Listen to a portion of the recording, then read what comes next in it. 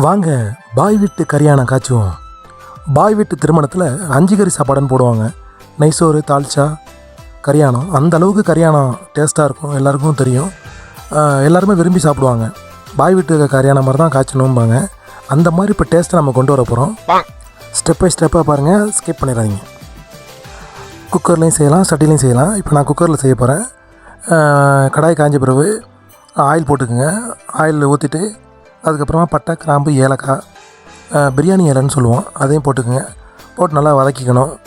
நல்லா வதக்கின பிறகு அப்புறமா நம்ம வெட்டி வச்ச வெங்காயத்தை நம்ம போடணும். போட்டு நல்லா வதக்கணும். 5 நிமிடம் நல்லா வதக்கணும். ஏன் டேஸ்ட் கொடுக்குதுன்னா, இந்த மாதிரி ஸ்டெப்பை நம்ம வதக்கிறது தான் டேஸ்ட்டே வரும். அதுக்கப்புறமா நம்ம ரம்பா இலைன்னு சொல்லுவோம், ரம்பா இலை, அது வந்து நம்ம போடணும். கொஞ்சம் வாசமாக இருக்கும், டேஸ்ட்டாகவும் இருக்கும். நல்லா வதங்கின பிறகு அடுத்தபடியாக நம்ம வெட்டி வச்ச தக்காளியை போடணும். நல்லா போட்டுட்டு இதையும் ஒரு 5 நிமிஷம் நல்லா வதக்கணும். ஏன் இந்த அளவுக்கு பாய் வீட்டு கரியானம் டேஸ்ட்டாக இருக்குன்னா, இந்த மாதிரி ஸ்டெப்பாக வதக்கிறதுல தான் இருக்குது டேஸ்ட்டு. எல்லாத்தையும் அள்ளி கொட்டதுலையும் ஸ்டெப்பாக செய்கிறதுக்கும் வித்தியாசம் இருக்குல்ல. பாருங்கள், கொஞ்சம் கொஞ்சம் வதங்கிட்டு இருக்கு. கொஞ்சம் நல்லா வதங்கின பிறகு கொஞ்சோன்னு கைப்பிடி அளவு உப்பு சேர்த்துக்குங்க. நான் வந்து கல் உப்பு தான் சேர்த்துருக்கேன். செய்முறைக்கு முன்னாடியே நம்ம மட்டனை என்ன பண்ணியிருக்கோம்னா, மசாலா சேர்த்து நம்ம மிக்ஸ் பண்ணி வச்சிட்டோம். மட்டனில் நம்ம என்ன பண்ண போகிறோம்னா, ஜீரகம், சோம்பு, இஞ்சி பூண்டு பேஸ்ட்டு, கொத்தமல்லி, தயிர், உப்பு இதெல்லாம் மிக்ஸ் பண்ணி ஒரு அரை மணி நேரத்துக்கு நம்ம வச்சுருவோம்.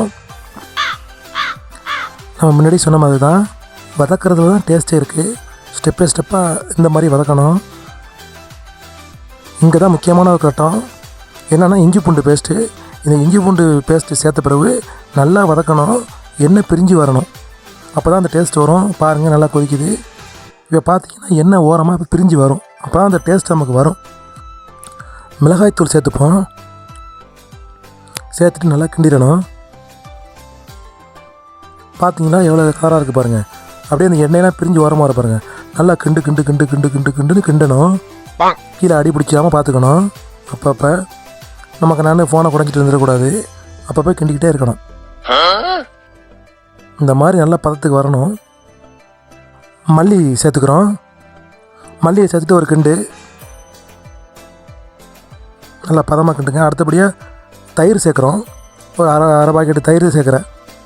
அதையும் சேர்த்துட்டு நல்லா கிண்டு நல்லா கிண்டணும். அடி பிடிச்சிடாம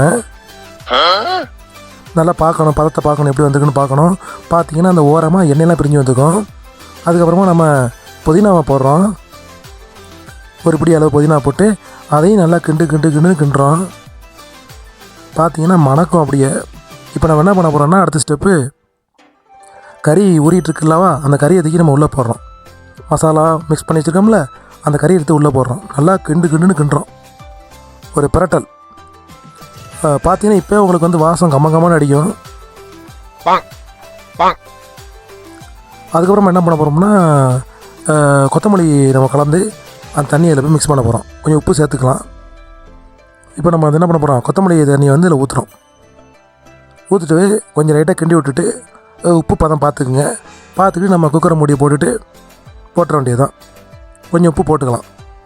இப்போ நம்ம குக்கரை போட்டுட்டு நம்ம ஒரு 4 விசில் வர மாதிரி நம்ம பண்ண போகிறோம்.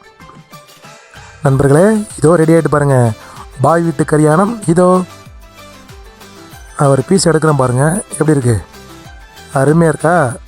இது அப்படியே நம்ம என்ன செய்யலாம், சோத்துலேயும் வச்சு சாப்பிட்லாம், பரோட்டாவில் வச்சு சாப்பிட்லாம், தோசையில் வச்சு சாப்பிட்லாம். செம்ம டேஸ்ட்டாக இருக்குங்க. வாங்க நண்பர்களே, டேஸ்ட் பண்ணி பார்ப்போம். நீங்களும் ட்ரை பண்ணுங்கள். இந்த மாதிரி உங்களால் டேஸ்ட் கொண்டு வர முடியும். நம்முடைய சேனலை வாய்ஸ் ஆஃப் ஃபுட்டீஸ் சேனலை சப்ஸ்கிரைப் பண்ணுங்கள். பெல் ஐக்கானை தட்டி விட்டுருங்க.